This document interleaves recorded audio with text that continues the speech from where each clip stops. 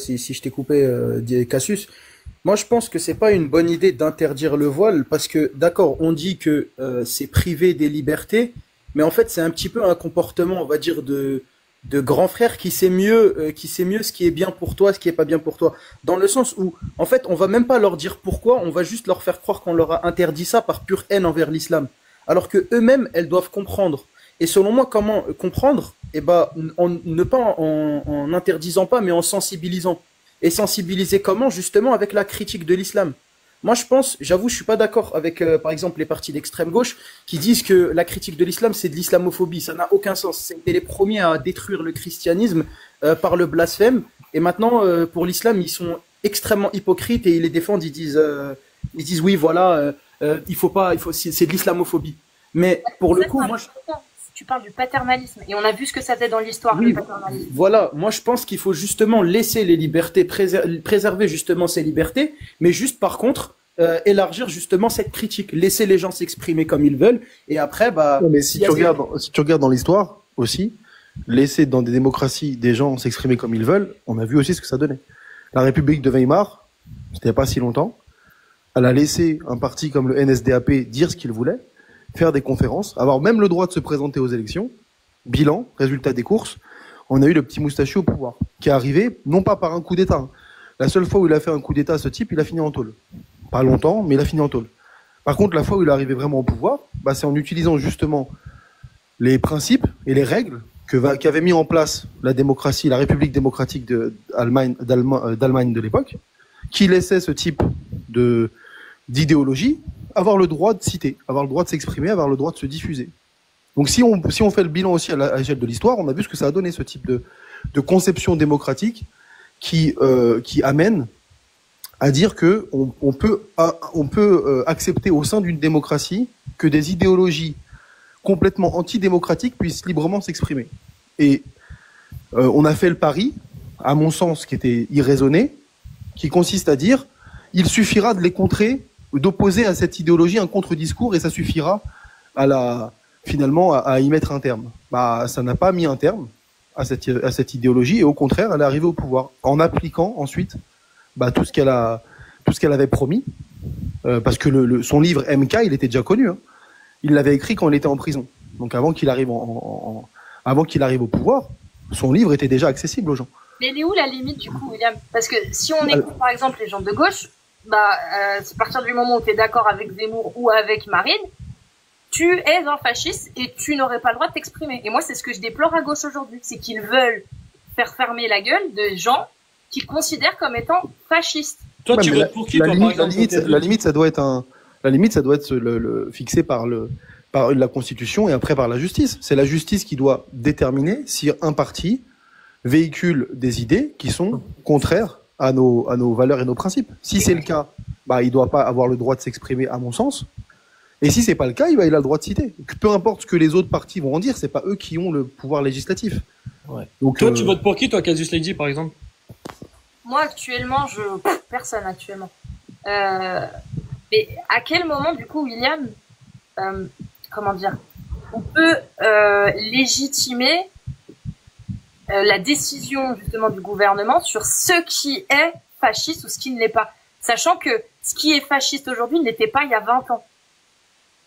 Tu sais ce que c'est ou pas le fascisme? En fait, attends, si déjà on définit le fascisme, déjà ça serait de regrouper quasiment tous les pouvoirs en une seule et même personne presque, ou de restreindre les pouvoirs.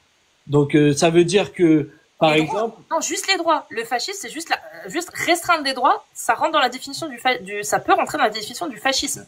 Donc, à quel moment, en fait... Pas juste restreindre des droits, parce que sinon, toutes les démocraties du monde sont fascistes à ce moment-là. Parce qu'il n'y a aucune... Restreindre des droits sans égalité. C'est ça que je veux te dire surtout. C'est-à-dire que quand tu restreins des droits à une partie de la population, mais pas dans son entièreté, par exemple. Quand tu vas... je sais pas... C'est le cas partout. Je te donne un exemple. Dans le monde entier, les étrangers d'un pays n'ont pas les mêmes droits que les nationaux. Oui, non, moi je te parle dans la société, en général. Dans la société en général. Quand tu fais des distinctions, que ce soit par rapport à ton origine, à ta couleur de peau, à ta religion, à ta préférence sexuelle, à tes croyances et à tes avis, tes opinions politiques. C'est-à-dire que en France, demain, quand tu vois ce qui se passe aujourd'hui au niveau justement de la liberté d'expression, si on considère que un propos qui peut être vrai, hein, qui peut être vrai, genre tu vas dire quelque chose de vrai, mais c'est considéré comme raciste. Tu dis quelque chose, tu vas ramener par exemple des statistiques ethniques d'un autre pays, tu vois. On va te dire, bah non, t'as pas le droit de le dire, c'est raciste de dire ça, c'est fasciste, on t'interdit de le dire et tu seras puni si tu dis ce genre de choses-là. Eh ben. Bah moi je suis pas d'accord. Moi je pense que toutes les idées ont le droit d'être dites et surtout d'être dénoncées et d'être défoncées si elles doivent être défoncées, Non, mais certainement pas punies. Non, mais après, ça, c'est pas, ça, c'est, de blesser les gens. Pardon. En fait, il y a une Ouais, limite, c'est-à-dire que la justice doit peut-être aussi à un moment donné déjà trancher. Puis après, c'est le cadre dans lequel doit s'exprimer cette justice. Il faut aussi redonner le pouvoir au peuple. C'est-à-dire que on peut très bien, par le référendum, demander à la société, à la population de s'exprimer clairement sur dans quel cadre on estime que une personne, un parti ou n'importe quoi peut s'exprimer, quelles sont les limites à cela. Et ensuite, la justice tranche en fonction du cadre qui a été posé initialement. Mais si on dit que n'importe quelle idéologie peut avoir le droit de s'exprimer, c'est-à-dire que même les idéologies qui sont complètement opposées au principe même de la démocratie, ça, certains sociologues ou historiens appellent ce type de démocratie des démocraties suicidaires. Ce sont des démocraties qui fixent en leur sein des mécanismes, des principes qui permettent l'émergence justement de forces, qu'elles soient politiques ou idéologiques, qui menacent l'existence même de la démocratie. Et quand on en est là, et là quand on fait, à mon avis, quand on met en place ce type de principe, on est on fait un pari qui me semble extrêmement dangereux, qui consiste à croire, et peut-être qu'on le fait avec bonne foi, hein, peut-être qu'on le fait vraiment avec une sincérité et qu'on pense que ça marchera, mais je pense que c'est trop dangereux. Ça marche pas tout seul, William. C'est-à-dire que là, moi, où je te suis effectivement dans un sens, c'est que est-ce que finalement, mais encore une fois, là, je vais parler d'une façon paternaliste. Est-ce que finalement la société est suffisamment éduquée pour faire la part des choses et donc est-ce qu'il faudrait pas plutôt interdire pour la protéger? Ça peut se tenir. Mais moi, j'irais plus loin dans ce cas-là. Pourquoi, dès le début, on n'instaure pas des cours, par exemple, d'esprit critique, où on fait pas en sorte que justement la société se fonde sur une éducation et la connaissance, que ce soit scientifique ou culturelle, peu importe, ce qui n'est pas fait aujourd'hui, ou très peu, en tout cas, pour déjà au moins ne serait-ce que s'assurer que les citoyens, au fil des générations, aient les outils nécessaires pour pouvoir traiter une information quand ils la reçoivent. Ne serait-ce que, tiens... Attends. Oui. Ouais, attends, donc c'est-à-dire que toi, tu serais pour, par exemple, apporter des cours de critique religieuse à l'école? Non, d'esprit critique. C'est-à-dire que, non, pas forcément parler de religion, mais ramener, par exemple, des outils de zététique, parler de la méthode bayésienne, parler de l'effet Barnum, parler de toutes ces choses-là que tu peux retrouver, par exemple, sur la chaîne de Hygiène mentale ou d'autres, La Tronche en biais et compagnie. Ça, mais d'accord, mais directement rapporter des cours de critique religieuse où par exemple on pourrait prendre les 3 livres, enfin par exemple là, les 3 religions monothéistes et prendre par exemple en exemple les versets problématiques et dire voilà, faites attention par rapport à ces versets-là parce que ça peut amener à des extrêmes et on l'a vu par le passé ce que ça pouvait amener par exemple sur le territoire français avec des actes terreaux, avec les croisades ou avec peut-être des guerres, etc. Est-ce que ça serait pas aussi pertinent aussi d'en parler, peut-être je sais pas, faire quelques cours dessus, mais sans forcément rentrer très très loin dans la théologie, mais juste préciser que voilà, faites attention par rapport à ça et peut-être les faire réfléchir à ce qui est marqué dans les textes aussi, pour éviter qu'un jour ils puissent peut-être tomber dedans. Alors, en toute honnêteté, je ne pense pas que ce soit la meilleure des choses à faire tout de suite. Par contre, une fois qu'il y aura justement tous ces outils et pareil, hein, je parle de génération, c'est-à-dire dans 20, 30 ans, quand ce sera quelque chose de ancré dans la société, l'esprit critique, le format de la rationalité, etc. Oui, peut-être que ce sera une très bonne idée.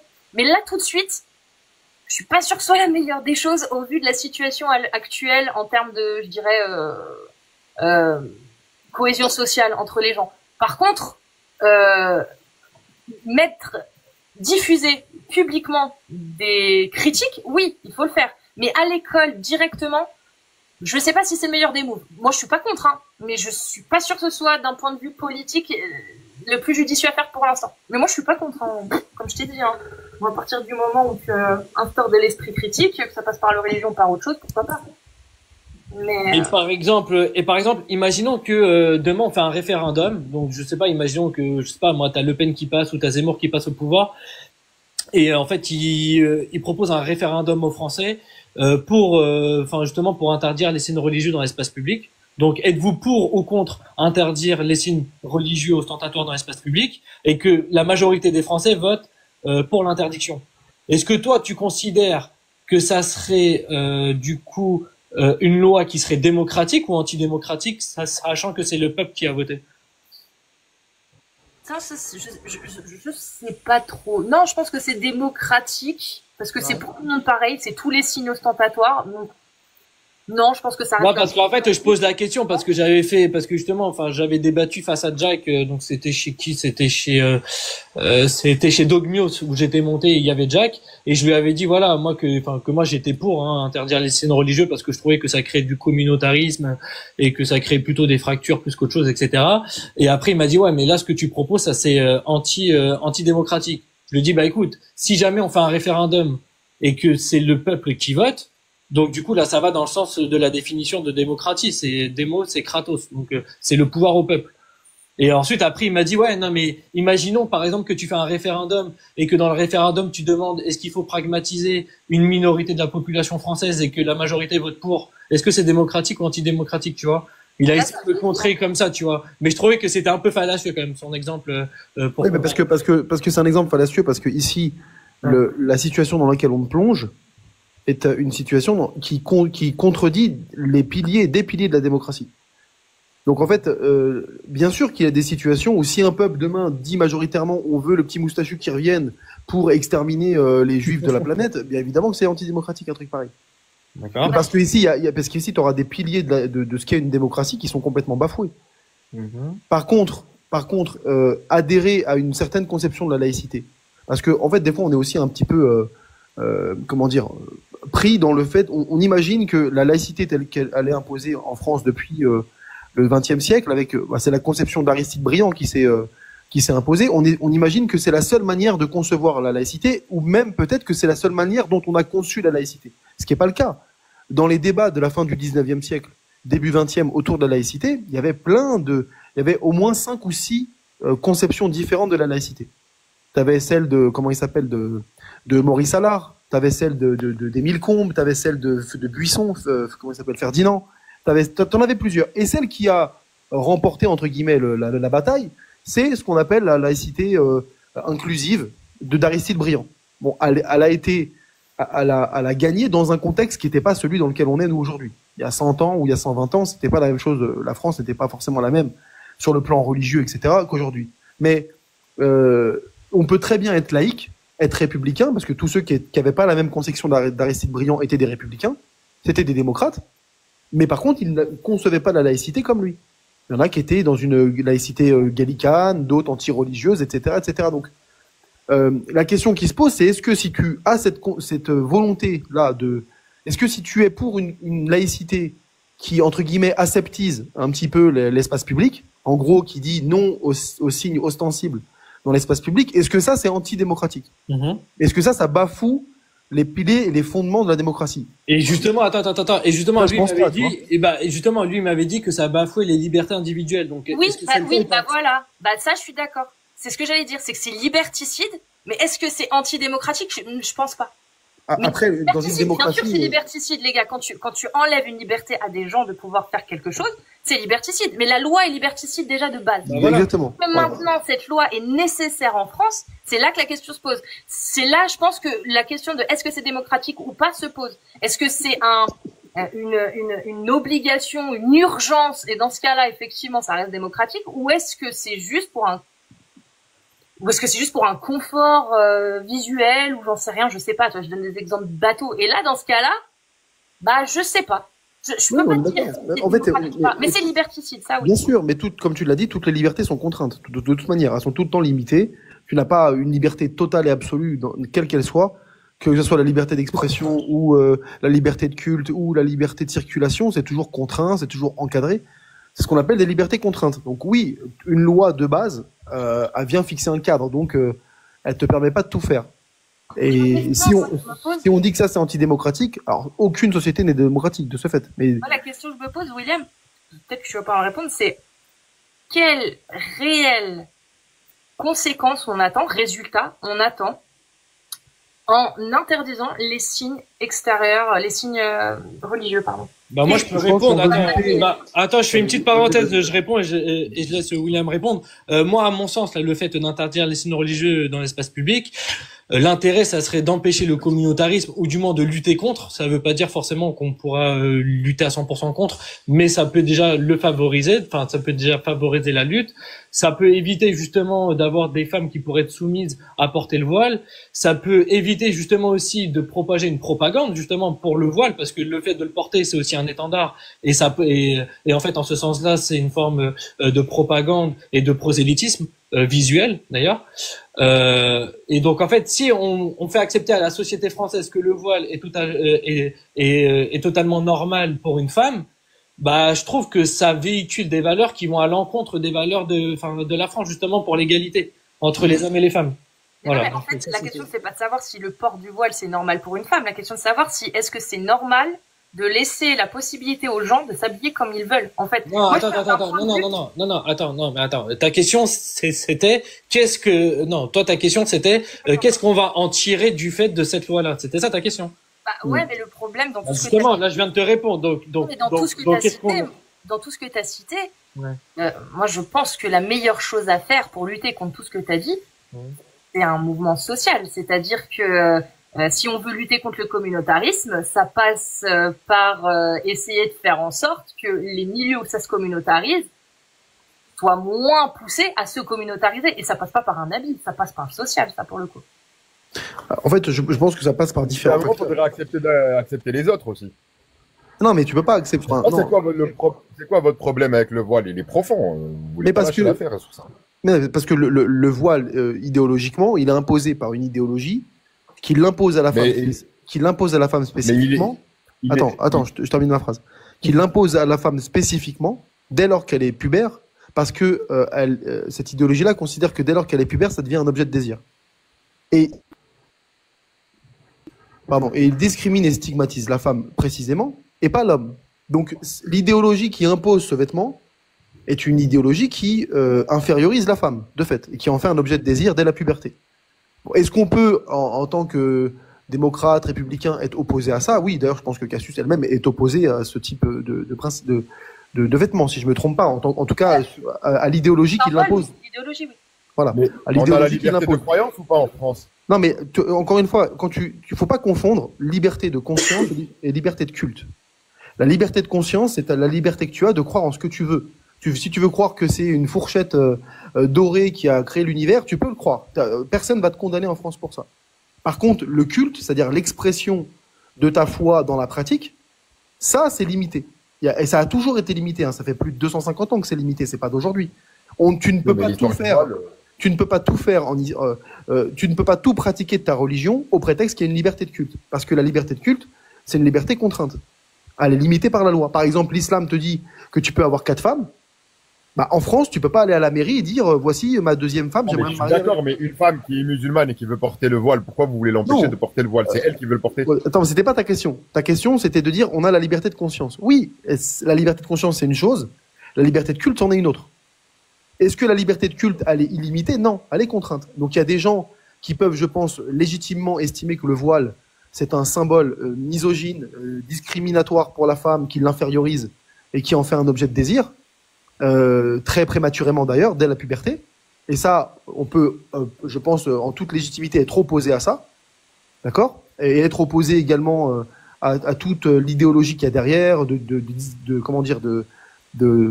ségrégation entre la femme esclave, la femme libre, etc. Il y a toute une idéologie. C'est un symbole. Le voile, c'est pas une ceinture, c'est pas une paire de chaussettes. C'est un vêtement qui est extrêmement chargé idéologiquement. Politiquement même. Il y a des théologiens musulmans. On l'enlèvera aux sœurs aussi alors. Comment? On l'enlèvera aux sœurs des églises aussi. Non, mais c'est pas parce que tous les vêtements religieux. Mais non, mais tous les vêtements religieux n'ont pas la même symbolique. L'akippa, par exemple, l'akippa n'est pas du tout portée pour les mêmes raisons que une femme musulmane porte un voile. C'est pas les mêmes. C'est pas l'idéologie qui est derrière ne les justifie pas de la même manière. Donc tous les symboles ne posent pas les mêmes problèmes parce qu'ils véhiculent pas les mêmes messages. C'est pas. Ouais, tu peux pareil, entre une femme mais c'est une obligation dans sa religion. Elle est libre de faire sa religion. Non, mais c'est pas le fait que ce soit une obligation qui est un problème. Prier, c'est une obligation aussi. Alors attends, t'as pas trop entendu Casus? On continue. Si on continue, on n'aura plus le droit de prier. Alors attends une seconde. Attends, qu'est-ce que t'as dit, Casus? On t'a pas entendu? Juste qu'entre deux femmes musulmanes, déjà, elles le portent pas forcément pour la même raison. C'est-à-dire que celle qui connaît l'islam sunnite, oui, ce sera par obligation, mais celle qui a un islam traditionnel, culturel, entre guillemets, et qui se dit, oh bah tiens, je porterais bien le voile parce que c'est cool, bah c'est pas le même symbole. Si, c'est le même, parce que l'idée, comment dire, le message que tu as, que tu véhicules en fait en le portant est le même, mais sauf que elles en ont pas conscience. Voilà. Ouais, c'est-à-dire que c'est pas la femme qui le porte qui détermine la portée du symbole qu'elle a. Si demain moi je viens, si demain moi je me balade avec une kippa dans la rue, même si je suis pas juif, même si je le fais juste parce que c'est stylé, c'est normal que tout le monde va me considérer comme étant juif, parce que ce n'est pas parce que moi je décide de le porter indépendamment de ce qu'en dit le judaïsme que ce symbole-là que je porte sur ma tête n'est pas chargé. Parce que t'es tout seul. Parce que t'es tout seul. Mais au fil du temps, si plus de gens font comme toi, ça c'est bien sûr, oui, non, mais bien sûr, oui, mais ça c'est hypothétique. C'est pour ça que je suis pour les libertés. Parce que le fait de pouvoir avoir le choix, le droit en France, pas l'islam, hein. La France donne le choix de porter ou non le voile si tu veux, bah ça donne la possibilité à des mécréantes comme moi de porter le voile et de le désacraliser. Ouais, alors que c'est pareil, t'es toute seule là-dessus. Il y a quasiment que toi qui fais ça. Ah ouais, attends, William. Non, mais je te dis pas que t'as pas le droit de le faire. Je te dis juste que t'es toute seule à le faire. Et donc, pour l'instant, le fait que tu le fasses, si demain tu te balades Cassius dans la rue avec un voile, tout le monde va considérer que t'es musulmane. Et si en plus ta tenue à côté n'est pas appropriée, on va dire, mais attends, t'es incohérente. Tu portes un voile islamique et ta tenue derrière n'est pas adaptée. Donc, parce que tout le monde va considérer que ce que tu portes sur la tête, comme ça a l'apparence du voile exigé par l'islam, même si bon c'est pas totalement le cas, mais bref, peu importe. En tout cas, ça va être assimilé comme tel. Donc, on va considérer que c'est ce que tu portes. Après, c'est sûr que si demain il y a 10 millions de femmes qui font comme toi, oui, d'accord, le voile n'aura plus. Si demain on interdit le port. Et attends. Non, mais attends, juste une petite parenthèse. Et on peut citer d'ailleurs Adèle Axia qui a fait ça en allant à Châtelet-Léal d'ailleurs. Eh ben, qu'on a pris pour une musulmane. Voilà. Bien sûr. Mais c'est normal. Et après, moi, j'ai trouvé ça intéressant. Après, son expérience, moi, j'ai trouvé ça intéressant. Mais je comprends l'idée qu'il y a derrière, c'est de se dire, finalement, mais je pense qu'à un moment donné, on peut pas tout voir, tout analyser de manière individuelle. Il y a des choses qui sont symboliques. Par exemple, un mec, tout à l'heure, tu parlais des NAZD. Si moi, demain, je viens avec une croix, la croix de Svastika en mode inversé à la petite moustachu, je pourrais argumenter tout ce que je veux. Hein. Si demain je salue des potes dans la rue en faisant un bras tendu, je pourrais dire tout ce que je veux. De fait, la portée qu'il y a derrière ce symbole-là me dépasse. C'est-à-dire que elle ne dépend plus de moi et de ma perception personnelle. Bah oui, mais ça c'est normal que ça soit interdit. Ouais, mais on va pas demain dire, bah écoutez, on va démocratiser le bras tendu pour que tout le monde se mette à saluer comme ça, que ça n'ait plus de sens. Bah, c'est pas une volonté, mais pourquoi l'interdire si au final derrière, bah effectivement, quand tu regardes par exemple la Svastika, et bah tu regardes dans les pays en Inde, c'est ça, c'est en Inde. Hein. Ouais, en Asie beaucoup. En Asie, bah pourquoi ils auraient pas le droit de la porter en venant en France? Non, bah parce que tu ne peux pas faire fi quand tu arrives dans une société de la charge historique, idéologique qui est accolée à certains symboles, parce qu'il y a l'histoire fait qu'à un moment donné, il y a certains éléments qui sont extrêmement chargés et tu peux pas faire comme si ça n'existait pas. Je suis d'accord avec toi sur le présent. Oui, bien sûr, mais après on essaye de faire évoluer les choses dans un sens. Est-ce que tu préfères le faire évoluer dans le sens du fait de laisser les choses telles qu'elles sont là et de les conserver, ou dans le sens de faire en sorte de tout dédramatiser tout ça et de faire en sorte que les gens puissent réellement faire ce qu'ils veulent, entre guillemets, tant que ça ne nuit pas à la liberté des autres? Moi, je considère que cette deuxième étape que tu envisages, elle est utopique. En fait, je considère pas du tout que ça soit un jour réaliste. Et donc, c'est peut-être Star Trek, toi. Hein. Non, je rigole. T'as dit quoi? Tu dis, t'as jamais vu Star Trek. Non, mais c'est pour te dire que je pense qu'effectivement, c'est ce qui, sur ce point-là, par exemple, nous distingue, c'est que moi, je considère vraiment que ça relève presque de la chimère. C'est-à-dire que c'est utopique, c'est un monde qu'on imagine qui serait un monde, oui, sans où plus rien finalement ne veut plus rien dire. Bon, déjà, je sais pas si ce serait souhaitable. Vraiment, parce que je pense qu'il y a aussi un devoir de mémoire. Enfin, il y a plein de choses qui me semblent importantes dans une société. Mais même en mettant de côté ces aspects-là, dédramatiser les choses, je pense que à l'échelle individuelle, ça peut marcher, mais à l'échelle d'une masse, à l'échelle d'une société de plusieurs millions, voire centaines, dizaines ou centaines de millions de personnes, ça ne peut pas marcher. Je pense, en tout cas, je veux pas me bercer d'illusions et imaginer que on puisse un jour rentrer dans ce monde-là. Donc j'essaye de rester dans ce qui me semble être le plus réaliste. Et à mon sens, être le plus réaliste, c'est pas envisager cette option-là. Il y a 50 ans, ce qui avait de plus réaliste, c'était de dire que les homosexuels n'auraient pas les mêmes droits. Il y a 50 ans. Ouais, mais c'est pas la même. Non, mais c'est un exemple. C'est-à-dire que même pour la femme, le rôle de la femme, toutes les évolutions de ce sociétal et les droits sociétaux qui ont été acquis, c'est parce qu'il y a des gens qui ont tendu la fenêtre d'Overton à l'extrême. Oui, mais en soi, après, est-ce que c'est souhaitable aussi, tu vois? Je sais pas si c'est forcément souhaitable d'ouvrir toutes les fenêtres d'Overton. Je te dis, tu vois, quand je dis qu'il y a des symboles qui sont très chargés, parce que je pense aussi, c'est important aussi de des fois rattacher des choses, je pense, à l'histoire, d'avoir un certain devoir de mémoire, d'avoir aussi de se rappeler de ce que l'histoire a nous a enseigné dans tout un tas de choses. Je sais pas si c'est forcément souhaitable d'ouvrir à chaque fois des fenêtres d'Overton. Ça l'a pu l'être dans certains domaines. Je sais pas si ça fut profitable dans tous les domaines. Je pense pas du tout même. Et tu vois, donc ça va dépendre du sujet, de la thématique. En l'occurrence là, la force de frappe de l'idéologie islamique est telle depuis 1400 ans, avec 1,5 milliard d'individus. C'est la deuxième religion au monde, bientôt la première en termes d'adeptes.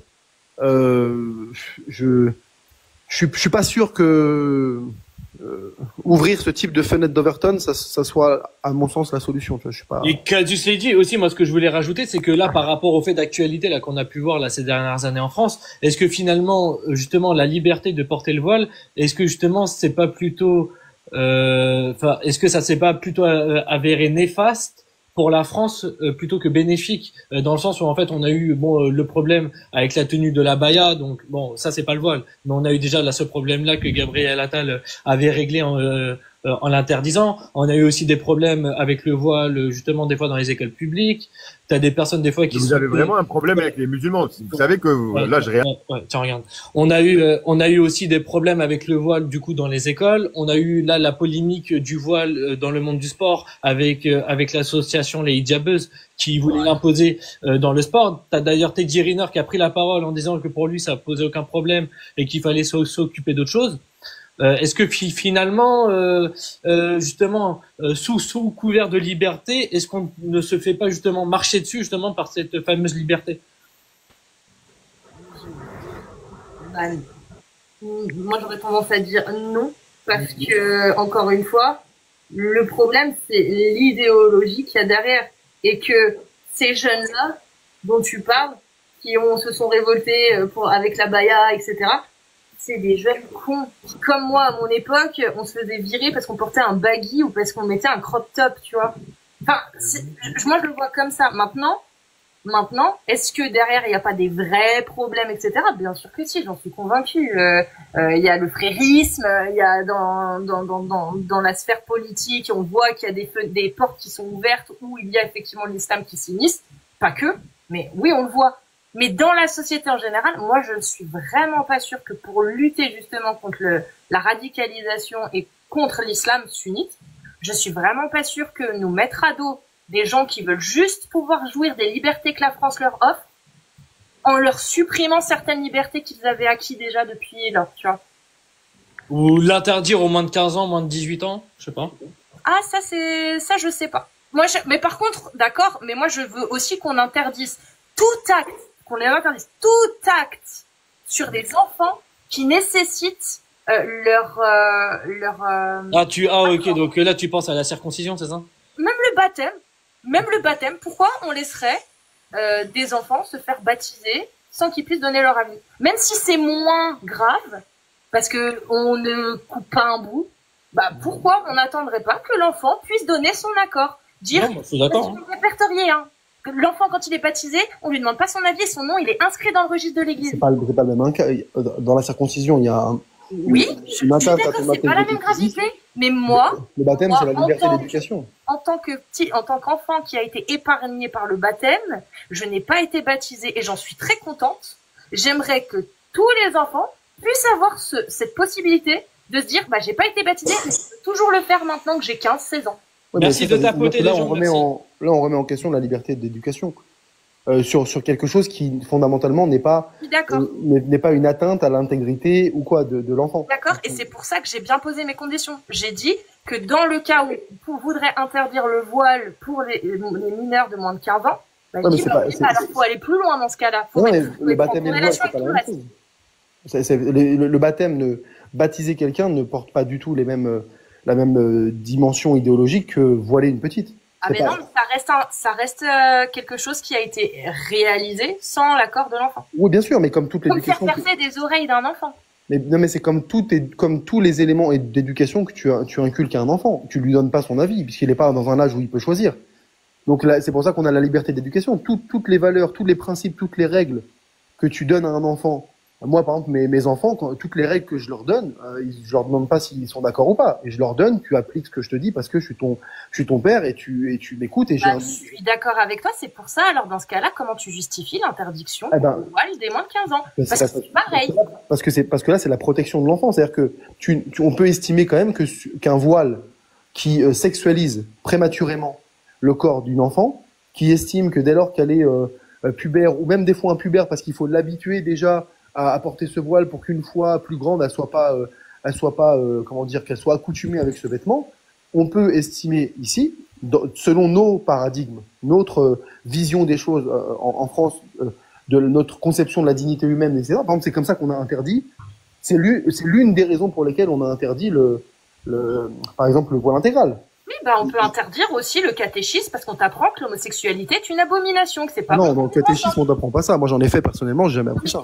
C'est un exemple, William. Oui, dans les idéologies religieuses, à partir du moment où tu laisses effectivement les parents libres à eux de leur éducation, c'est pour tous les parents, pas parce qu'ils sont musulmans ou chrétiens. Non, mais tu peux interdire effectivement certains éléments liés à l'éducation parce que là, ils posent problème, ils sont contraires à nos valeurs, à nos principes, ou alors ils portent atteinte à la dignité.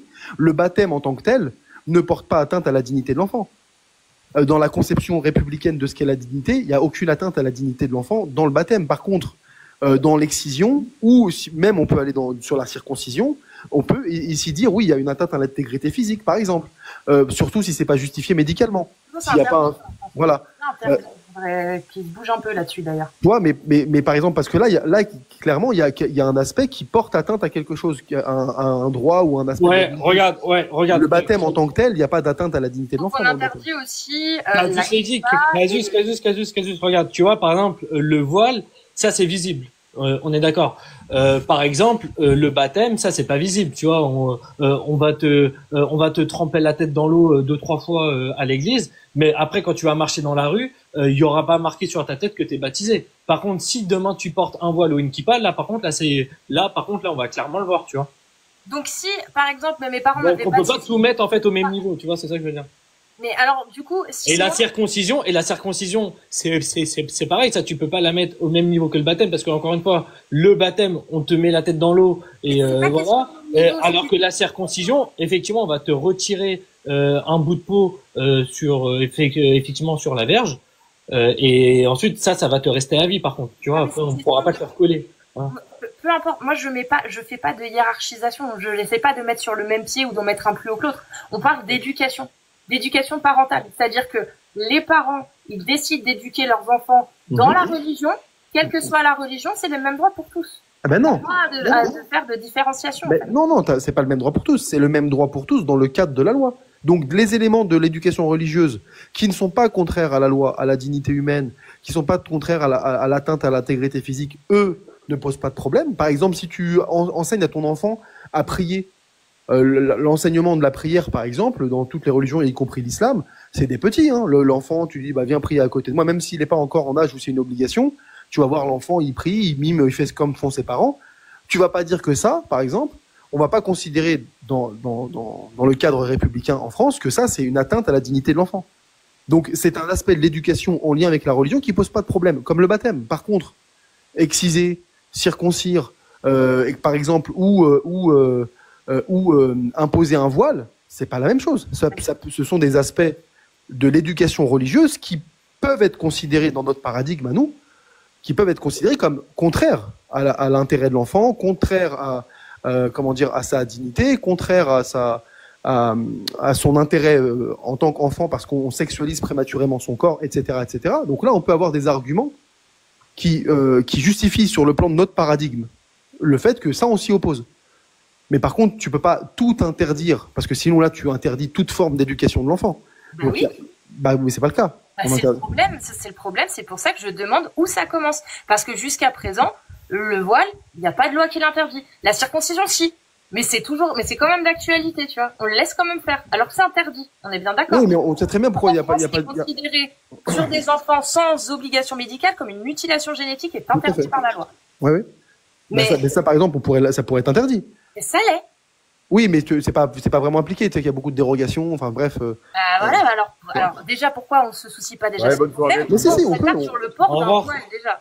Ouais, je vous laisse sur retraite. Mais parce que je pense pas que ce soit en fait, je pense pas qu'il y ait le même, en réalité, la même portée. On ne laissera pas faire, hein, juste pour vous. Je pense pas qu'il y a la même portée et la même, mais la même portée idéologique. La réalité, c'est que la circoncision, bon, c'est vrai que ça a porté atteinte à l'enfant, mais bon, c'est quelque chose qui au niveau de la société, ça n'a pas d'impact sociétal. Ça a un impact sur l'enfant et il faut lutter contre. On peut parfaitement s'entendre là-dessus, mais ça n'a pas un impact au-delà de l'enfant. Ça n'a pas un impact sociétal. Le voile, en revanche, a un impact sociétal. En plus d'avoir un impact sur l'enfant, sur son développement psychologique, etc., sur sa capacité à se... N'importe quelle idéologie, enseignée William, n'importe quelle idéologie religieuse, elle aura une implication directement sur la société.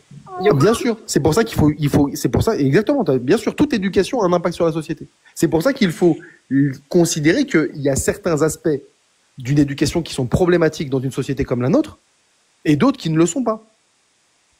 Ce n'est pas tout ce que des parents enseignent, inculquent à un enfant dans l'éducation qui est problématique.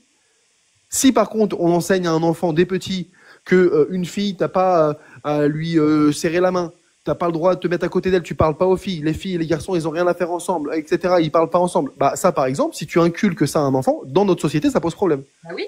Mais pourquoi on ne va pas interdire les parents d'éduquer leurs enfants comme ils veulent, on est d'accord. Ah bah sur ces aspects-là, un parent qui enseigne ça à son enfant, à un moment donné à l'école, ça va se savoir et il va y avoir des signalements auprès des services sociaux, etc. Si. C'est-à-dire que si à un moment donné on sait que les parents ont ce type d'éducation envers leur enfant, qu'ils l'isolent, qu'ils l'excluent de la vie sociale, etc., on va considérer qu'il y a un problème dans l'éducation. Ouais, mais alors si c'était le cas, il y aurait tous les témoins de Jéhovah qui seraient placés aujourd'hui, hein, tu vois. Ah bah de fait, il y a beaucoup de signalements. Après, je suis pas au fait dans les détails de tout ce qui se passe, mais oui, il y a des parents qui se font signaler, qui sont suivis par les services sociaux. J'en ai connu personnellement en lien avec mon métier, parce que des fois, il y a des parents qui enseignent qui véhiculent un enseignement à leur enfant qui est problématique. Après, quand tu les écoutes à l'école, le discours qu'ils tiennent sur la femme, sur l'homosexuel, sur ceci, sur cela. À un moment donné, il y a les services sociaux qui sont... je serais d'accord avec toi si on n'avait pas d'autre solution. Si c'était la seule solution d'interdire, je serais d'accord avec toi. Or, je suis convaincue qu'il y a d'autres solutions largement qui seront plus efficaces à long terme, dans le sens où, je sais pas, on a été jeunes, toi et moi, on a été des jeunes. Et qu'est-ce qui nous énervait le plus quand on était jeunes? Faut pas faire ça, t'as pas le droit. Qu'est-ce qu'on faisait? On se rebellait. En tout cas, moi, j'étais une jeune fille rebelle, hein, donc je dis juste... Je me rebellais. Et les plus grosses conneries que j'ai faites, c'était en signe de protestation et de révolte dans ma vie, tu vois. Mais Casus, est-ce que toi, t'es contre, par exemple... Je finis juste pourquoi moi, je suis pas pour les interdictions. Parce que je suis persuadée que c'est pas comme ça qu'on incite les gens à écouter pourquoi on pense que c'est pas bien pour eux. En leur interdisant, ils n'écoutent plus. Ils disent, ah ouais, hein? Tu peux faire les deux. Pourquoi à chaque fois on oppose le recours au législatif et le recours au contre-discours, etc. On peut parfaitement envisager les deux. Exactement. On peut très bien, regarde Casus, on peut très bien interdire d'un côté et de deux apporter une explication du pourquoi du comment et faire réfléchir les gens dessus. Et pourquoi l'interdire du coup? Je comprends pas. Je comprends plus. Si de toute façon, on avertit les gens, que les gens commencent à être conscients, il y aura de moins en moins de gens qui vont peut-être porter le voile et ceux qui voudront encore le porter, c'est qu'ils auront réellement cette idéologie-là. Pourquoi on veut la cacher? Pourquoi on veut cacher? Alors attends, je vais essayer de te répondre. Regarde, là, je vais essayer de te répondre. Ouais, alors regarde, je vais essayer de te répondre en fait avec un article. Donc là, ça date de avril 2004. Donc Samara, une adolescente de 13 ans, a été tabassée à la sortie de son collège par une meute qui lui en voulait. Il y a une histoire de harcèlement, peut-être aussi une histoire de religion parce qu'elle s'habille à l'européenne, qu'elle ne portait pas le voile. Cela peut faire partie des récriminations. Donc ça c'était un article donc ça c'est sur le site de BFM. Donc en fait, t'as une fille donc qui s'habillait à l'européenne, donc qui mettait pas le voile, et pour autant elle s'est fait tabasser justement à cause de ça. D'accord. Et donc les personnes, ces jeunes-là qui ont une idéologie bien précise, tu penses qu'en interdisant le voile, ils vont plus réagir comme ça? Bah en fait, si tu veux, enfin, ou du moins peut-être déjà l'interdire au moins de 18 ans. Ce sera pire. Non mais attends, je suis en train de te répondre. Regarde, non mais déjà le fait peut-être déjà de l'interdire au moins de 18 ans, ça pourrait déjà faire grandir des jeunes justement plus dans les valeurs de la République française, moins dans la discrimination. Donc c'est-à-dire ils feront moins une hiérarchie par rapport aux autres en se disant voilà, moi je suis une femme pure avec de la pudeur en mettant le voile, et toutes celles qui ne le mettent pas, elles sont impures. Donc déjà on va déjà combattre les inégalités déjà par rapport à ça, et les discriminations et le séparatisme. Ensuite, après, si à 18 ans, elles ont envie de le mettre, après, elles le mettent, après, ça les concerne. Mais bon, déjà... Les gens à penser comme toi. De quoi? Tu veux forcer les gens à penser et agir comme toi, et réagir comme toi. Mais non, mais en fait, moi, ce que j'essaie de t'expliquer, c'est que ça permet aussi de protéger les enfants, justement, de pas le porter, justement. L'interdisant, ça ne pousse pas les gens à changer d'avis et à faire un traitement, en fait, sur leur idéologie. Ça les pousse juste à se conforter dans leur rôle de victime. Non, mais Casus, est-ce que toutes les lois qui sont liberticides aujourd'hui en France, est-ce qu'on a à chaque fois fait une critique sur des longues années avant d'interdire ou pas? Ça va être la même chose. Ça peut être la même chose avec l'interdiction de la circoncision. Hein. Tu vas avoir des juifs et des musulmans qui disent oui. Interdit.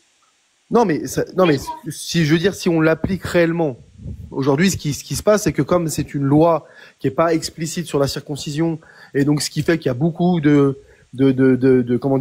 cliniques ou autres qui font malgré tout la circoncision à des enfants dès qu'ils sont très jeunes, c'est une pratique qui continue d'être courante, et grosso modo, on ferme les yeux.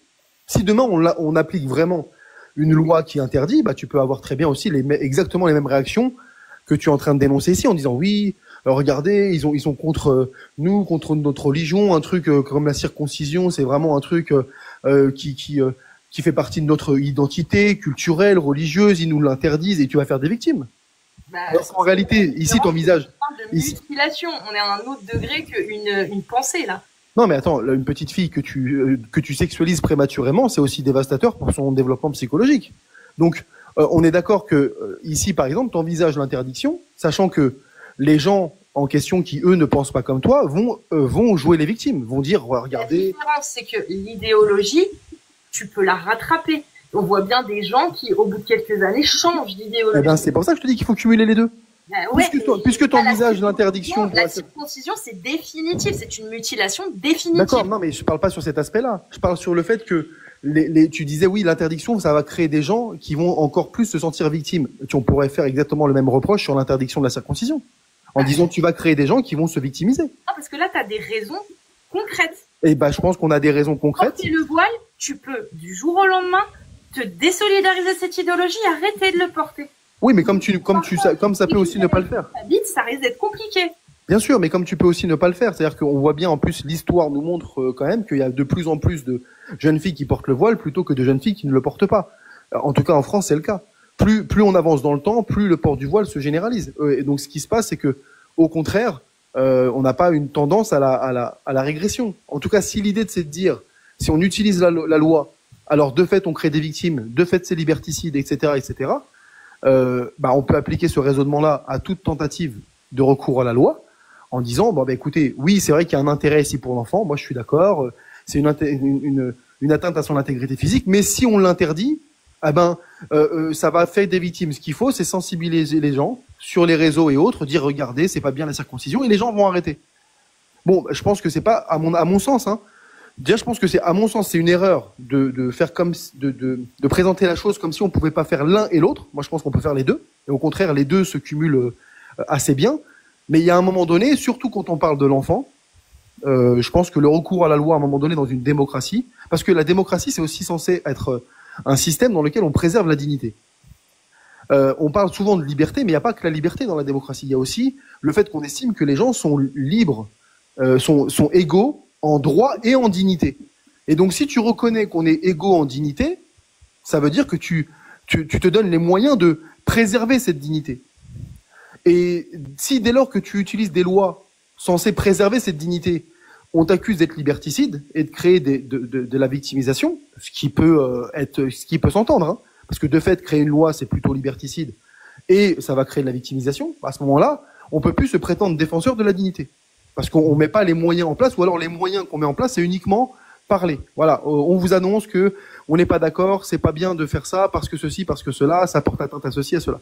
C'est quoi, je suis d'accord avec toi, mais ça marche. Pour moi, hein, ça marche uniquement quand tu as déjà testé le reste. L'interdiction, pour moi, c'est un aveu d'échec. À partir du moment où tu commences... Mais Casus. Non mais attends, excuse-moi. Est-ce que toi, tu considères que le voile, c'est misogyne et que ça rabaisse la femme ou pas? Selon l'islam sunnite, ça l'est. Selon, par contre, la façon dont ma copine l'a pu le porter, non. Parce qu'elle le portait en mode, bah, ça me rapproche de Dieu, et elle pensait même pas que c'était une obligation. Donc, selon elle, la façon dont elle le porte, non. Ouais, mais en fait, toi, le problème, c'est que toi, tu vois pas, parce qu'en fait, toi, tu fais du cas par cas, mais en fait, nous, ce qu'on essaie de t'expliquer. Individuel et collectif aussi, bien sûr. Je suis libérale. Après, si tu veux par là, bah, franchement, hein, moi, je pense que c'est notamment ton cas, mais si je prends mon expérience personnelle, tous mes potes, une grande partie de mes potes étaient des musulmans, tous circoncis, il y en a pas un seul qui s'est plaint, hein, qui a considéré que c'était pas bien, il aurait jamais dû subir ça. Enfin, ce discours-là, si tu écoutes la majorité des gens, à mon sens, qui sont circoncis, qui se sont fait circoncire jeunes, en France, par exemple, je pense que la majorité des hommes vont te dire, ça leur pose aucun problème. Donc, bah, oui, mais si on applique ce raisonnement-là au voile, c'est pareil à ce moment-là. Si on se contente si on se contente pour statuer de ce que les gens qui subissent telle ou telle chose en pensent, bah, on va dire à ce moment-là, bah, la circoncision ne pose pas de problème. Bah, si elle est volontaire, non. Oui, mais tous ceux qui l'ont subi dans leur enfance, donc qui n'ont pas souhaité forcément la subir, j'en connais aucun, moi, personnellement. Enfin, peut-être un à la marge, Shir Ali, Ali Babal, avec son bout. Sinon, honnêtement, à part lui, c'est très Amir rare. Aposta aussi, si t'as Amir Aposta. Non, mais je veux dire, voilà, mais à part quelques-uns, vraiment, de manière, pour le coup, marginale. En tout cas, à l'échelle de mon expérience personnelle, c'est extrêmement marginal, hein. Les 99% des gens que j'ai connus qui étaient circoncis, j'en ai pas entendu un seul un jour se plaindre de quoi que ce soit à ce niveau-là. Et pourtant, on en a parlé plusieurs fois, hein, parce que moi, quand je me suis converti, il a été question de la circoncision, etc. Donc, on en a parlé. Jamais j'ai entendu un reproche par rapport à ça. Je dis pas que c'est pas légitime pour ceux qui le reprochent, hein. Je dis juste que si on se base sur le ressenti de ceux qui ont subi ça pour statuer, comme on se baserait sur le ressenti de la femme qui porte le voile pour statuer, bon, bah, on n'interdit pas non plus la circoncision, parce que franchement, la majorité des gens vont te dire que ça leur pose pas de problème. Ouais, en fait, moi, là où je te suis pas, Casus, c'est que, mais en fait, là où je te suis pas, Casus, c'est que tu dis que c'est misogyne et que ça rabaisse la femme, mais pour autant, t'as pas envie d'en préserver les jeunes filles en dessous de 18 ans. Ou du moins t'hésites. Enfin, je sais pas. Ouais, j'hésite. Bah, la question, c'est comment tu concilies ça avec, et je comprends en même temps, en vérité, hein, je suis pas dans l'opposition, genre dogmatique et tout, je comprends aussi ton questionnement et ton positionnement. Je l'entends parce que, voilà, t'es attaché à certains principes, certaines valeurs et t'as pas envie de les bafouer en agissant de telle ou telle manière. Et genre, je trouve ça même respectable comme approche. Mais à un moment donné, je me dis, on a toujours, et moi depuis quelque temps, j'entends souvent cette volonté de sacraliser la liberté. Et c'est important la liberté, mais la liberté, moi en tout cas, je mets pas la liberté au sommet de la pyramide des choses les plus importantes. C'est-à-dire que oui, la liberté c'est important, mais pas au détriment de tout.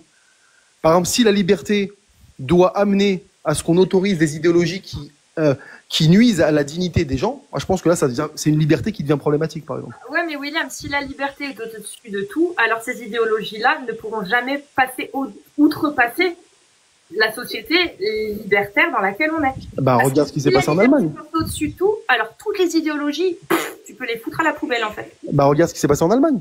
On a accepté qu'une idéologie comme celle du petit moustachu ait le droit d'exister, ait le droit de s'exprimer. Il avait le droit même de faire le salut dans la rue. Il avait le droit de faire des conférences devant des gens. Et pourtant, il y avait des opposants à ça. Il y avait les socialistes, il y avait les communistes, il y avait des gens qui s'opposaient politiquement et même idéologiquement à ce type de valeurs et de principes. Mais petit à petit, élection après élection, année après année, il a grappillé des voix. Il a réussi à convaincre. Et à mon sens, c'est vraiment un pari dangereux. Je pense que ceux qui pensent ça, comme toi par exemple, ou d'autres, je pense que vous êtes fondamentalement opposés. Et pour t'entendre, je sais que tu as ce côté très française de la personne qui râle, qui est pas contente et qui s'oppose et qui assume ses oppositions et qui s'assume aussi en tant que femme. Mais je pense que même si tu as ce souhait-là, certainement très sincère, de dire je veux lutter, mais voilà de quelle manière je veux lutter, je pense que c'est un pari très dangereux.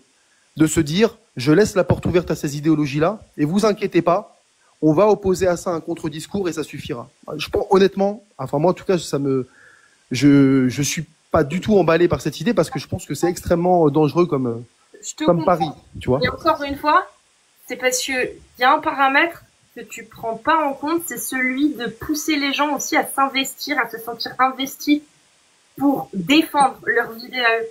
Et que on l'a trop délégué, on a trop délégué cette responsabilité aux politiques et aux médias. Or, avec les réseaux sociaux, on peut tous lutter, on peut tous prendre la parole, on peut tous se liguer. T'as juste à voir par exemple ce qui s'est passé avec Rima Hassan. Regarde le bordel que ça a foutu grâce aux réseaux sociaux. Parce qu'il y a des gens qui ont compris que ils pouvaient se battre eux-mêmes pour ce en quoi ils croient. Et ce serait bien qu'on fasse la même chose tous les citoyens. C'est-à-dire que demain, pour être sûr que demain, s'il y a une idéologie comme celle du petit moustachu, à savoir l'islam sunnite, parce que moi franchement pour moi c'est la même chose, je vous le dis direct, c'est la même idéologie, enfin en tout cas ça s'apparente, et que y ait ces gens-là qui soient là, qui se disent non mais attends, c'est bon, moi je donne mon avis, parce que j'ai pas peur de me faire traiter d'islamophobe, parce que j'ai pas eu peur de me faire traiter de zinaophobe. J'ai envie que les gens ils prennent aussi ça. Et j'ai trop peur, moi aussi, tu vois, comme toi, pour le coup, mais j'ai peur que à force de déléguer toutes ces responsabilités à l'État qui se charge de mettre des interdictions pour protéger le peuple, eh bien que c'est les gens... Mais je suis d'accord. Et c'est pour ça... Et je suis d'accord avec toi. C'est pour ça que je pense que c'est un truc qui doit, à mon sens, marcher sur ces deux jambes. Et l'État qui joue son rôle de protecteur et de notamment protecteur des dignités, entre autres, et la population qui doit jouer son rôle aussi de garde-fou et qui doit alerter, lanceur d'alerte, démocratiser la critique. Et je pense que les deux en fait sont indispensables. L'un sans l'autre, je pense que effectivement s'il y a que l'un sans l'État ou que l'État sans le peuple, ça ne marche pas. C'est pour ça que j'appelle et j'aspire à ce que, au contraire, c'est pas l'un qui nous empêche d'utiliser l'autre moyen. Non, les deux doivent être utilisés, à mon sens, bien sûr de manière intelligente. Comme par exemple, tu parlais de la circoncision, pourquoi pas, ou l'excision qui est déjà dans la loi, etc. Bref, tu vois, des trucs comme ça. Ici, on a la loi et ça n'empêche pas en parallèle, parce que malgré tout, malgré qu'il y a la loi, t'es pas sans savoir, je pense que les pratiques des femmes en France victimes d'excision, par exemple, ça se compte par dizaines de milliers. Par dizaines de milliers, juste dans quelques départements, notamment en région parisienne. Malgré la loi, il y a des dizaines de milliers de femmes qui ont été victimes de ça. Ça veut dire que la loi ne suffira pas. La loi à elle seule ne suffira pas. Et donc, il faudra, en plus de la loi, que le peuple s'engage dans la critique.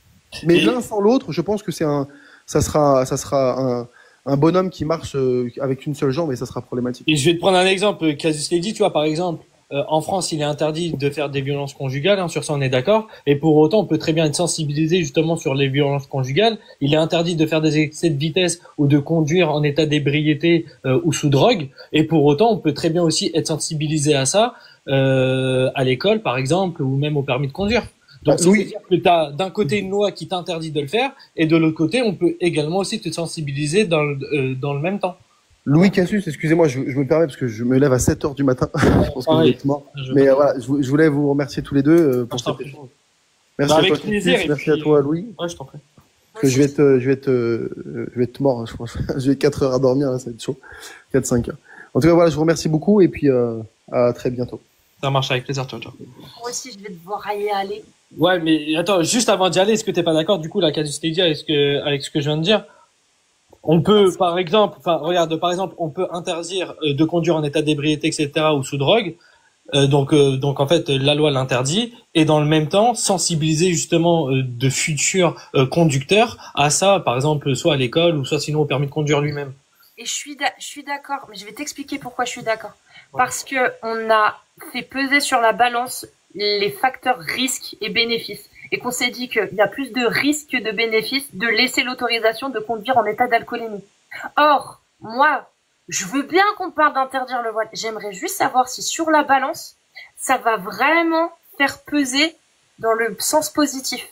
Parce que interdire quelque chose, c'est pas sans conséquence. Il faut être vraiment sûr de pourquoi on le fait. C'est juste ça. C'est pour ça que moi je suis pas pour l'interdiction. Parce que moi étant une femme, comme il l'a dit, très libertaire et puis qui s'assume, bah je t'avoue que pouvoir sortir avec un voile habillé de façon sexy par provocation, moi ça me fait marrer, ça me fait kiffer. Et si demain interdit, j'aurais plus le droit de le faire et ça me ferait chier. Non mais alors attends, alors dans mon exemple, je précise moins de 18 ans. Là, pour l'interdiction. C'est ça, je te dis, ça je suis pas fixée, ça je sais pas. J'ai pas d'avis, j'ai pas encore d'avis, je sais pas, je cherche encore. Je sais pas si je suis pour, je sais pas si je suis contre. Je suis pas contre, mais je peux pas dire que je sois pour. Tu vois, c'est que je ne suis pas contre, j'irai pas voter contre. Mais je pourrais pas non plus voter pour. Je m'abstiens. Je suspends mon jugement pour l'instant. Voilà. D'accord. Mais pour les adultes, je suis contre les interdictions de ce type-là. Parce que, pour moi, ça va permettre d'invisibiliser un problème. Et je le vois trop souvent. Oui, est-ce que l'islam sunnite dont vous parlez est là dans la pièce avec nous? Personne l'applique, donc pourquoi vous parlez de ça? Demain, on interdit le voile, on va parler du voile et de ce que ça symbolise, on va nous ressortir la même chose. Les gens du LFI et compagnie vont nous ressortir la même chose. Mais pourquoi vous en parlez? En France, on n'a plus le droit, c'est interdit, ce n'est pas un problème, c'est un non-problème, ce dont vous parlez. Et moi, ça me fait chier aussi. Je me dis, est-ce que c'est la bonne solution de mettre du lambris, d'invisibiliser pour nous, quand on va vouloir parler d'un problème qui existe, mais qui est invisibilisé, on va nous dire, bah non, vous avez fermé vos gueules, vous n'avez aucune raison de le faire, vous le faites juste par racisme, et voilà. Tu vois, ça aussi, j'y pense. Alors que les gens, là, ils voient qu'il y a un problème, effectivement. Il y a un problème alors qu'on est en 2025, qu'on est quand même dans un système progressiste, et de voir qu'il y a une recrudescence de confessions religieuses, que ce soit même catholique, hein, même du côté catholique, il y a une recrudescence en ce moment. Ouais, mais c'est inquiétant, mais il faut le voir. Ouais, mais ce que j'ai envie de te dire, tu vois, là, le port du voile, par exemple, tu vois, là, j'ai un article sous les yeux, là, du JDD, donc là, c'est un article, voilà, là, oui, le grand jour. Là, c'est de mai 2024, là, qui nous dit, en disant, le port du voile par les femmes musulmanes en France a nettement augmenté. En une décennie de 2009 à 2020, la proportion de femmes musulmanes portant le voile islamique a augmenté de 50%. Cette tendance est constatée parmi toutes les origines géographiques, aussi bien chez les femmes immigrées que chez les descendantes. Oui. Et si on s'était occupé déjà de traiter l'islam tel qu'on traitait le catholicisme, à cette époque-là, je sais pas si on aurait vu une aussi grosse hausse, tu vois. Et c'est pour ça que je me dis, est-ce que interdire, c'est pas juste avouer qu'on a foiré pendant tout ce temps, et au lieu de reprendre le temps pour essayer de désamorcer tout ça d'une façon instructive et pédagogique, on veut interdire tout de suite. Et moi, ça me fait un peu peur. Mais toi, t'aimerais finalement la sensibiliser sur la religion de quelle manière? Parce que vu que tout à l'heure tu disais que t'étais pas forcément pour rentrer dans les textes à l'école, mais plutôt justement apporter des méthodes critiques, voilà. Mais par exemple par rapport au voile, toi t'aimerais sensibiliser les filles ou les femmes à quel moment en fait et de quelle manière? Médiatiquement. Que ce soit qu'on en parle, que ce soit dans les médias, que ce soit à la télé ou sur Internet, qu'il y ait des débats. Les débats, on en voit presque plus. À une époque, les débats politiques, c'était tous les jours, tous les week-ends, tout le temps à la télé, tu vois. Enfin, à une époque. Quand j'étais plus jeune, on va dire que c'était un peu plus courant. Là, aujourd'hui, il n'y a aucun débat politique sur la religion. Il n'y en avait pas non plus avant, je te rassure. Mais pourquoi on le fait pas? Alors, j'ai envie de te dire, là, ça commence un peu plus, je pense, peut-être sur CNews, ou même sur Le Figaro, etc. Eux, ils se permettent un peu, là, de parler des textes, entre guillemets, et de préciser que l'islam n'est pas compatible, etc. Mais ils rentrent pas forcément encore dans les textes vraiment au niveau des versets. Qu'ils le fassent. Mais voilà. Moi, je sais que t'as Zemmour, là, par exemple, là, dernièrement, il a dit sur un plateau télé que l'islam n'était pas compatible avec la France. Il a également précisé que le judaïsme également n'était pas compatible avec la France. Et que, en fait, bon, en ce sens-là, il pouvait quand même y avoir des musulmans qui pouvaient quand même voter pour lui si jamais ils décidaient de mettre une grande partie de leur religion de côté, tu vois, justement pour que ça soit un peu plus compatible avec la France. Bien sûr. Mais tu vois, le discours de Zemmour, là, il n'est pas encore audible. Pourquoi? Parce que derrière, Ils rentrent pas dans les textes et ils donnent pas de source, en fait. bah, en fait, c'est que les gens ne savent même pas de quoi ils parlent. Ouais, bien sûr, moi je suis d'accord avec toi. Hein. Les Là, gens ne c'est- savent pas de quoi ils parlent, Zemmour. Là, c'est pour ça. Regarde, moi normalement, je vais peut-être, je dis bien peut-être entre guillemets, le voir au mois de juillet lors d'une conférence à voir, et j'essaierai justement de lui en toucher deux mots justement par rapport à ça et de voir si justement il pourrait pas des fois citer quelques versets du Coran justement pour étayer un peu plus son discours et expliquer justement même aux journalistes hein, d'ailleurs qui eux peut-être ne le savent pas ou évitent justement cette question-là justement de rentrer un peu plus dans les textes justement pour étayer son discours et que ça soit un peu plus audible et compréhensible voilà pour tout le monde. Au moins qu'ils donnent des exemples, ouais. Ouais, voilà. Mais par exemple, toi, t'en penses quoi, toi, des journalistes justement qui donnent pas justement des exemples, justement quand par exemple, je sais pas, on a des problèmes justement avec l'islam et la laïcité en France, ou par exemple les actes terreau, ou par exemple là, les actes terreau là qu'on a eu en France. Toi, comment est-ce que t'expliques le fait que t'es aucun journaliste sur, enfin que ça soit sur le secteur public ou privé qui dénonce ce qui est marqué dans le Coran? Ils y connaissent rien. Parce qu'ils y connaissent rien. Ils C'est y ça. connaissent rien, tu vas pas faire croire qu'ils sont pas au courant. Attends, excuse-moi, enfin le métier de journaliste, c'est quand même d'aller investiguer et de faire des enquêtes. Ah non, mais dans l'ensemble, ils y connaissent vraiment rien. Tiens, attends, la majorité des musulmans qui sont censés lire le Coran, ils le lisent même pas. Alors, est-ce que tu penses que des journalistes, ils ont quelques... Oui, mais je suis d'accord avec toi, mais Tous des potes musulmans, non, mais je suis d'accord avec toi, mais sauf, ils vont prendre ce que leurs potes leur disent, point barre. non, mais je suis d'accord avec toi, mais sauf que le métier du journaliste, justement, c'est d'aller enquêter et d'aller investiguer. Donc, ça veut dire que si par exemple le journaliste, tu lui dis que le pull de la grand-mère il est rose, et ben normalement, elle est censée, il est censé se déplacer pour aller vérifier cette information-là, tu vois. Tu vois, normalement ils apprennent ça dans les écoles de journalisme, hein, normalement d'aller vérifier les sources et d'aller se renseigner sur les sujets, tu vois. Enfin, je sais pas, moi, quand je vois par exemple des fois des reportages 66 minutes enquête, etc. là qui vont enquêter dans les familles sur tel et tel sujet de société, ils vont bien évidemment se renseigner, prendre des témoignages, etc. et prendre des sources. Je sais pas. Tu sais quoi? Peut-être que si la gauche, les médias de gauche étaient moins réticents à en parler, peut-être que les journalistes en parleraient plus. Parce que il y a aussi ça. Il y a aussi la cancel culture. Se faire qualifier de raciste ou de fasciste parce qu'on a osé parler de l'islam, tu vois. Donc peut-être que si les médias de gauche, il y en a certains qui commencent à s'y mettre, j'ai l'impression. Sud Radio qui n'est pas que de droite, il y a aussi des sections de gauche, ils en parlent un peu. Donc il faut laisser le temps, je pense. La gauche est plus réticente parce que elle a une convergence des luttes à essayer de gérer et elle commence à comprendre que c'est pas possible. Une fois qu'elle se sera pris la main, une fois qu'elle sera pris la barrière dans la gueule, peut-être qu'elle se comprendra que bon, on va lutter contre les idéologies sans faire de paternalisme. Peut-être que ça ira mieux. Et peut-être que les journalistes parleront un peu plus de ce qu'il y a dans l'islam sunnite et d'où vient justement ces attentats. Mais ce serait bien qu'effectivement une certaine gauche qui se dit et je le vois depuis quelques semaines qu'il y a de plus en plus de gens qui se disent de gauche qui sont anti-religieux et qui commencent à se désolidariser de cette gauche un peu trop islamique ou cléricale. Tu vois? Donc déjà, il y a un changement qui se fait. Moi, je l'ai pas vu pendant des années, ça. Et là, depuis quelques semaines, je commence à le voir, que ce soit sur X ou sur TikTok.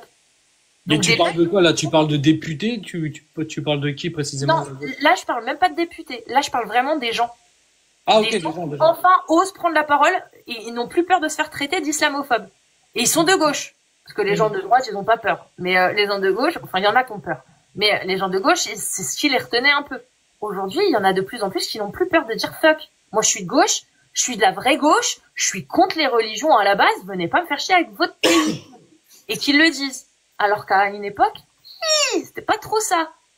Donc, chaque chose en son temps, je pense. Et à un moment donné, je pense, en tout cas, j'ai de bonnes raisons de penser qu'on y arrive. Je pense que la gauche comme la droite vont se reprendre en main ce sujet en disant, là, c'est la laïcité et les religions. Si dedans il y a quelque chose qui pue et qui va à l'encontre de la démocratie à la française, des droits de l'homme, etc., on va en parler. Et on va faire le même traitement pour toutes les religions. Okay. Et je pense que ça va arriver. Ça commence déjà. Parce que tu sais, ils voient bien, hein, ils sont pas cons, même à gauche, hein, les politiques, ils voient très bien que il y a le mouvement des apostats. Ils parlent pas du mouvement, mais ils savent qu'il est là. Ils suivent, t'inquiète pas, hein, ils sont au courant. C'est surtout, d'autant plus que Adalaxia, elle est passée sur CNews là il y a pas très longtemps. Donc elle a fait sa petite interview, etc. Donc justement, elle a expliqué qu'elle avait été apostate d'islam, etc. Et le pourquoi du comment, ce qu'elle a critiqué un peu. Après, je sais qu'elle n'est pas forcément rentrée dans les textes. Elle a peut-être pas eu l'occasion, faudra lui demander, mais peut-être une prochaine fois, elle aura peut-être un peu plus l'occasion de rentrer sur le sujet. Ce serait bien. Ce serait bien, mais ça va arriver, ça va arriver. Déjà l'année dernière, regarde, il y avait aucun apostat à la télé. Hein. Là, on a eu Majidou Kacha, on a eu Adela, on a même des réformateurs comme Enda Ayat, c'est ça, qui est musulmane mais très réformatrice. On a des Ben le Patriote qui se font inviter aussi. Donc, il y a une critique de l'islam qui se fait. Bon, enfin, Ben le Patriote, là j'ai discuté tout à l'heure avec lui, là j'étais monté dans son live pour parler avec lui justement. Là par rapport à ce sujet-là, je lui ai dit est-ce que, enfin toi tu te considères patriote et en même temps tu dis que tu es musulman. Est-ce que tu trouves que ces deux notions sont compatibles ou pas? Pour lui, oui. Et après quand j'ai discuté un peu avec lui des textes et de ce qui est marqué dans le Coran, lui citant 2-3 sourates, bon en fait t'as le mec, il était complètement gêné, il voulait passer à autre chose et après il m'a fait descendre, tu vois. Donc je sais pas, tu vois. Enfin, pour lui, tu vois, quand je lui ai dit que le Coran appelle à combattre les mécréants, tu vois, pour lui, ça c'était une notion qui a été complètement abstraite. Il en avait même pas conscience. Alors après, est-ce qu'il le savait vraiment ou est-ce qu'il a fait semblant de pas le savoir? Parce qu'après, je lui dis, mais attends, mais pour autant, toi, t'es déjà monté des fois, toi, dans les lives de Casus, Amir Apostat, de Jack le Fou. Enfin, tu vois déjà de quoi il parle. Et après, il m'a fait, ouais, et tout, ouais, je vois à peu près. Mais finalement, après, il me dit qu'il n'était pas forcément au courant de tout ce qui a marqué. Il a certainement ses raisons. Je veux pas les supputer, j'en sais rien. Je sais pas. Je sais pas. Tout ce que je sais, c'est que des Ndaya ou des Ben le Patriote qui se disent musulmans, mais qui sont plus du côté réformateur selon moi, en tout cas, on les invite de plus en plus, alors qu'à une époque, on les invitait pas. Et ce que je vois, en plus, c'est qu'en plus, on invite même des apostats qui défoncent l'islam dans tout son ensemble. Purée, déjà ça, tu vois, tu te dis, il y a une nouvelle perspective qui s'offre au débat public, qu'il n'y avait pas avant. Ouais, je suis d'accord avec toi, mais regarde, est-ce que l'islam est réellement réformable? Je pense pas. L'islam sunnite, non. Ouais.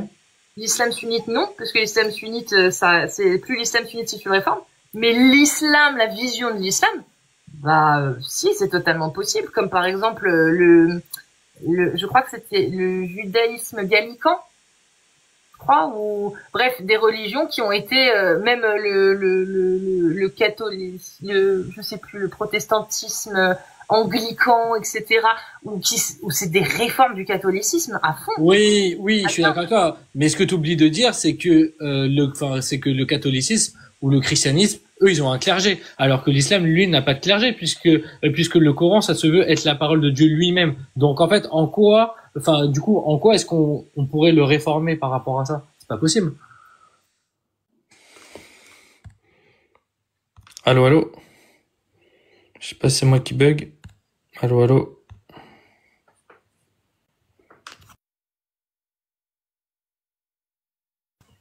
Allô? Je t'entends plus. Wow. C'est quoi?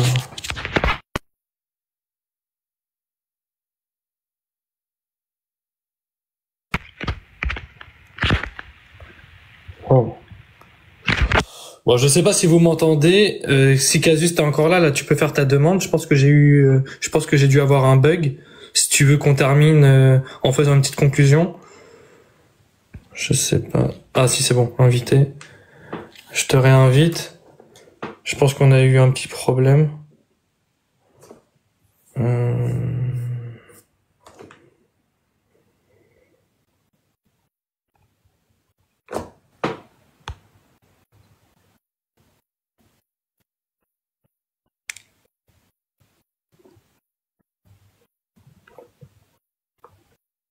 On t'entend, Louis. Ok, du coup c'est cool. Ça va puter. Du coup, Casus, je t'ai envoyé une invitation si tu veux remonter en rapide. Ok.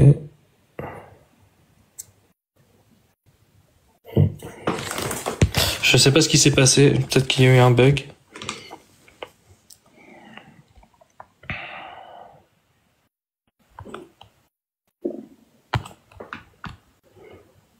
Ça bug, je pense. Ouais, je sais pas si ça bug de mon côté ou du chien. Ok.